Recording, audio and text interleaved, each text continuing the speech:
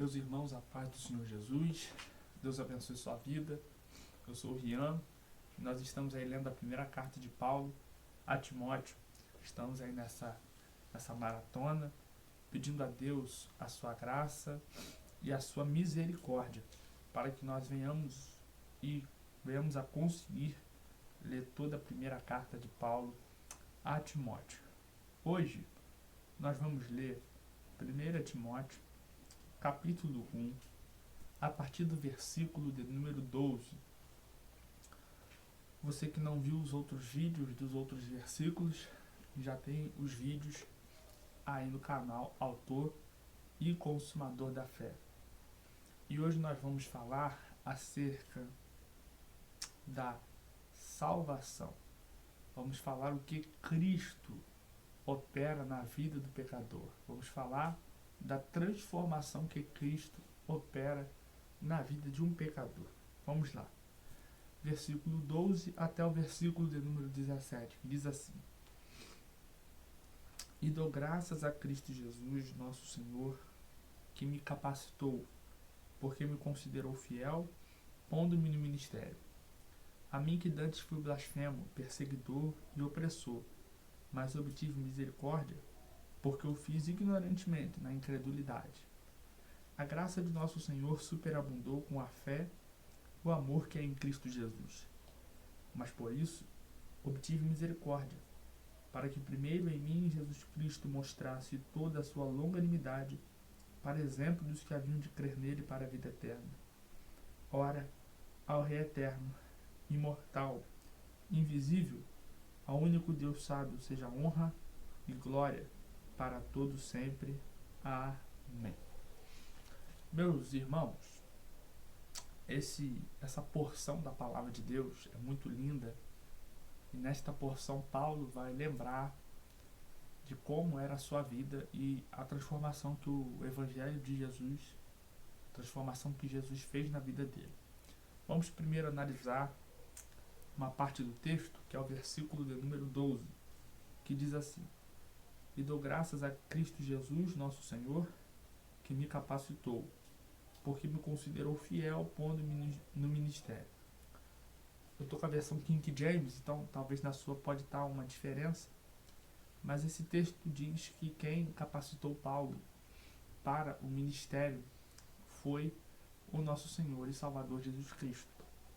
E nós aprendemos, com base nesse versículo, que quem capacita o obreiro, quem capacita o pregador, quem capacita o diácono, quem capacita o evangelista, quem capacita o pastor, o presbítero para o ministério é o nosso Senhor Jesus Cristo.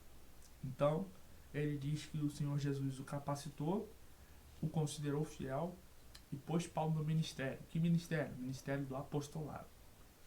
A partir do versículo de número 13, Paulo vai lembrar de como era a sua vida antes de Cristo.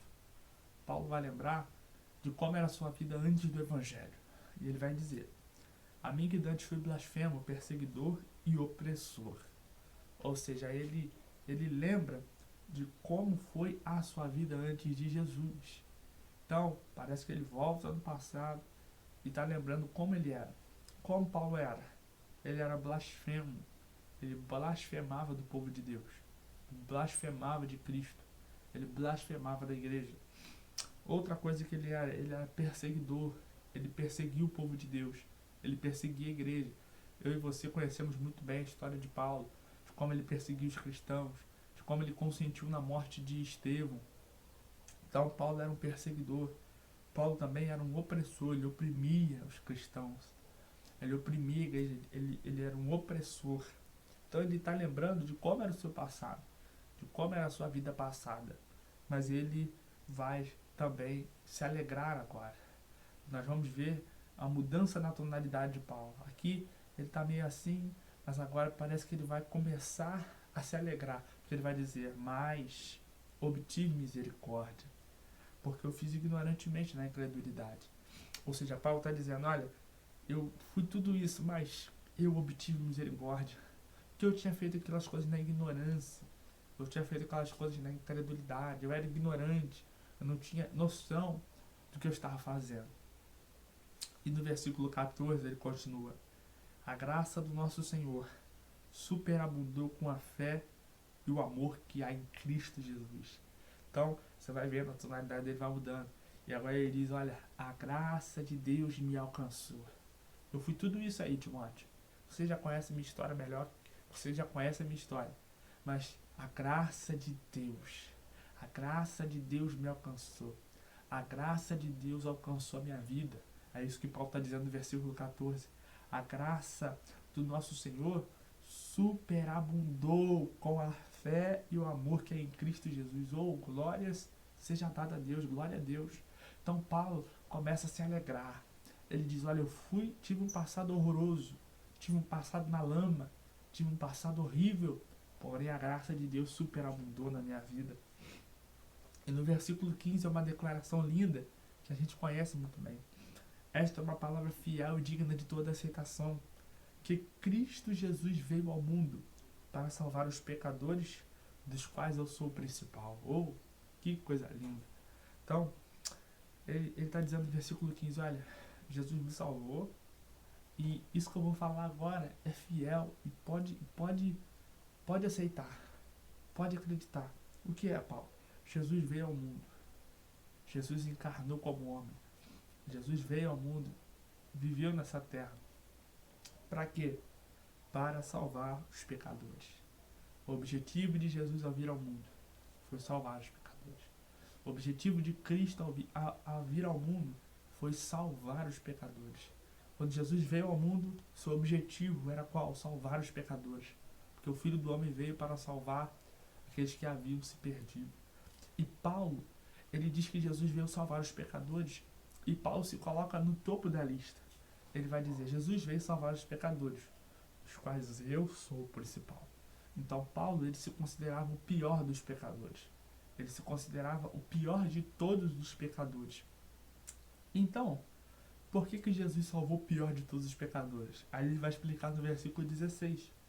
Mas por isso obtive misericórdia, para que primeiro em mim Jesus Cristo mostrasse toda a sua longanimidade, para exemplo dos que haviam de crer nele para a vida eterna. Ou seja, Paulo está dizendo no versículo 16, olha, Jesus me salvou para mostrar para as outras pessoas que ele pode salvar qualquer pecador. Jesus me salvou para mostrar para aqueles que vão crer que ele pode salvar qualquer um. Ele diz, olha, ele salvou a mim, que sou o principal dos pecadores, para mostrar para as pessoas que ele pode salvar qualquer um. Então, que coisa linda. Então Paulo vai dizer por que Jesus o salvou. E ele se considera: eu sou o pior dos pecadores. Jesus me salvou como exemplo dos que haviam de crer. E depois dessa linda exposição que Paulo faz, no versículo 17, termina com a adoração. Quando a gente entende a graça, quando a gente entende como era a nossa vida, como era a nossa vida no pecado, na lama, na incredulidade, a gente vê o que a graça de Deus fez com a gente, meu amigo, meu irmão, minha irmã, a gente cai de joelho e adora a Deus. E é isso que Paulo fez, versículo 17. Ora ao Rei eterno, imortal, invisível, ao único Deus, sábio seja a honra e glória para todos sempre. Amém. Glória a Deus.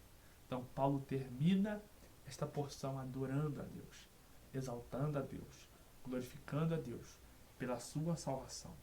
Então Paulo, ele vai tratar da transformação que Cristo opera na vida do pecador, da transformação que Cristo opera na vida de um ser humano pecador. E ele termina adorando a Deus.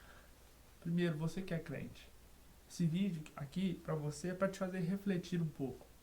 E para você, depois que ver esse vídeo, ou até mesmo agora, agradecer a Deus pela tua salvação. Tente aí lembrar um pouco como era a sua vida, como você era. E se você não agradeceu a Deus ainda hoje, agradeça a Deus pela tua salvação. Agradeça a Deus pela mudança que Ele fez na tua vida. Agradeça a Deus porque antes você estava na lama do pecado.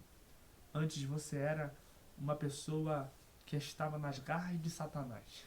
Mas a graça de Deus te alcançou, te transformou, te regenerou e mudou a tua vida, meu irmão. Então, Esse vídeo hoje é para que você agradeça a Deus. Agradeça a Deus. Agradeça a Deus e louve a Deus pela salvação. Talvez Deus te tirou da boca de fumo, Deus te tirou do tráfico, Deus te tirou da prostituição. Só você sabe. Mas agradeça a Deus e olhe para sua vida hoje. E isso daí não é mérito seu. Foi a graça de Deus que te alcançou. E também quero dizer para você que ainda não é crente, para você que ainda não entregou a tua vida a Jesus. E talvez você pode dizer, Rian, olha, eu até tenho vontade de ser crente. Eu até tenho vontade de entregar minha vida a Jesus. Só que eu não posso entregar minha vida a Jesus. Sou muito pecador, eu pequei demais, eu falhei demais. Eu fiz muitas coisas erradas na minha vida. Eu fiz coisas pesadas demais no passado e você não sabe o que eu fiz. E o sangue de Jesus não pode me perdoar. Esse pecado Jesus não pode me aceitar. Eu até queria, mas Jesus não pode me aceitar. Eu estou muito sujo, eu sou muito pecador. Deixa eu dizer para você, a palavra de Deus que nós lemos diz que Deus salvou o pior dos pecadores, que era Paulo. Deus salvou um blasfemo, uma pessoa que blasfemava. Deus salvou um perseguidor. Deus salvou um opressor. Deus, Jesus, pode te salvar. Então não fique com isso, eu pequei demais, eu falhei demais, eu cometi muitos erros. O sangue de Jesus não pode me salvar. Pode sim. Jesus tem poder para te salvar, meu amigo. Se você se arrepender dos seus pecados. E se você crer no Senhor Jesus como Senhor e Salvador, você vai ser salvo. Então, em nome de Jesus, entregue a tua vida a Jesus. Se arrependa dos teus pecados e venha correndo para o Salvador. Porque Ele está de braços abertos te esperando. Então, meu querido, não fique com isso. Jesus quer te salvar. Jesus pode salvar. Se arrependa e creia. E você vai ser salvo. E talvez também você tá vendo esse vídeo dizendo, Rian, tô orando pelo meu filho, tô orando pela minha filha, Rian, tô orando pelo meu pai, pela minha mãe, mas para eles não tem mais jeito. Esse meu familiar não tem mais jeito. Esse meu familiar não tem mais jeito. Para ele é só a morte. Eu tenho, você pode dizer, eu tenho um familiar que está no tráfico, eu tenho um familiar que virou a cabeça.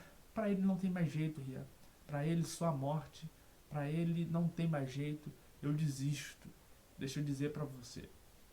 Jesus tem poder. Se você entender isso, você vai continuar orando pela salvação do teu filho. Você vai continuar orando pela salvação da tua filha, do teu pai, da tua mãe. Responde para mim. Quem diria que um blasfemo, que um perseguidor, que um opressor, quem imaginaria, olhando para Paulo, fazer essas barbaridades? Quem imaginaria que ele ia ser o maior escritor da Bíblia? Ia ser o homem que mais escreveria livros da Bíblia? Quem imaginaria que Paulo, perseguidor, opressor, ia ser um grande pregador do Evangelho? Quem imaginaria que Paulo ia ser um grande doutrinador como ele foi? Quem imaginaria, olhando Paulo perseguir os cristãos? Jesus tem poder. Aquele que você diz, olha, esse não tem mais jeito, Jesus tem poder para salvá-lo. Continue orando, pai. Continue orando, mãe. Continue orando, filho. Porque no momento certo, Deus vai derramar a graça dele e vai salvar esses familiares para a glória de Deus. Em nome de Jesus, continue orando. Não desista. Não existe pecado demais para Jesus perdoar. Não existe pecador ruim demais que Jesus não tenha poder para salvar. Não existe nada que Deus não possa fazer. Continue orando. Lembra aquele teu familiar que tu fala, se não tem mais jeito, Jesus pode salvar. Ore por ele. Peça a Deus para salvá-lo. Que Deus tem poder para salvar qualquer um. Então, meus amigos, essa é a transformação que Cristo opera na vida do pecador.